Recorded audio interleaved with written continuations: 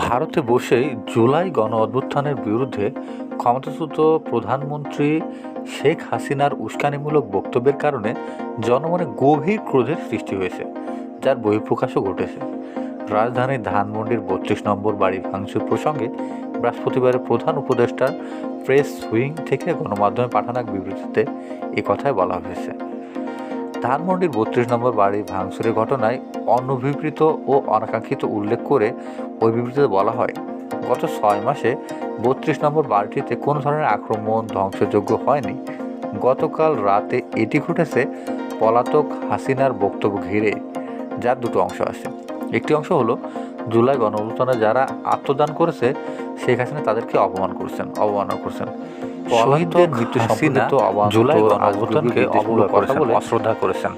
দ্বিতীয়ত, শেখ হাসিনা দুর্নীতি, সন্ত্রাস ও অমানবিক প্রক্রিয়া নিপীড়ন চালিয়ে ক্ষমতা থাকাকালীন যে সুরে কথা বলতেন, গণঅভ্যুত্থানের মুখে পালিয়ে যাওয়ার পরেও তিনি ওই একই হুমকি ধামকি সুরেই গণহত্যা এবং গণঅভ্যুত্থানের অংশ নেওয়া প্রতিটি মানুষের বিরুদ্ধে কথা বলে চলেছেন, হুমকি ধামকিও দিচ্ছেন। শেখ হাসিনা দেশে অস্থিরতা সৃষ্টির হুমকিও দিয়েছেন। বিবৃতিতে আরও বলা হয়, মানুষের মনে জুলাই গণহত্যা নিয়ে যে ক্ষত রয়েছে, সে ক্ষতকে শেখ হাসিনা একের পর এক আঘাত দিয়ে চলেছেন। তার এই সহিংস আচরণের প্রতিক্রিয়া হিসাবেই ৩২ নম্বরের বাড়ি ভাঙচুরের ঘটনাটা ঘটেছে। অন্তর্বর্তী সরকার দেশ জনগণের জানমালের রক্ষায় সর্বোচ্চ সতর্কতা নিয়ে চলছে। আইনশৃঙ্খলা বাহিনী সতর্কভাবে পরিস্থিতি নিয়ন্ত্রণে আনার যথাযথ চেষ্টা চালিয়ে যাচ্ছে।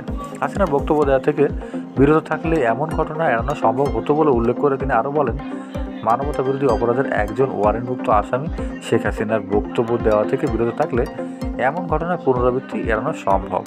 সরকার আশা করে ভারত যেন তার ভূখণ্ডকে বাংলাদেশের অস্থিতিশীলতা সৃষ্টি থেকে এমন কাজ ব্যবহৃত না হতে দেয় এবং শেখ হাসিনার বক্তব্য দেওয়ার সুযোগ না দেয়।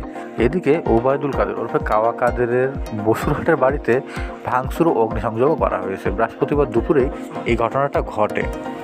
প্রত্যক্ষদর্শীরা জানায়, দুপুরে বিক্ষুব্ধ জনতা কাওয়া কাদের বাড়িতে হামলা শুরু করে। ইতোমধ্যে বাড়িটিতে আগুনও ছড়িয়ে দেওয়া হয়েছে। আগুনে পুড়ে গেছে গাড়ি, বাড়ি, সব কিছুই। গণঅভ্যুত্থানের মুখে পালিয়ে যাওয়া আওয়ামী লীগ সভাপতি শেখ হাসিনার বক্তব্য প্রচারকে ঘিরে ভাঙচুরের মুখে পড়ে রাজধানীর ধানমন্ডির ৩২ নম্বর।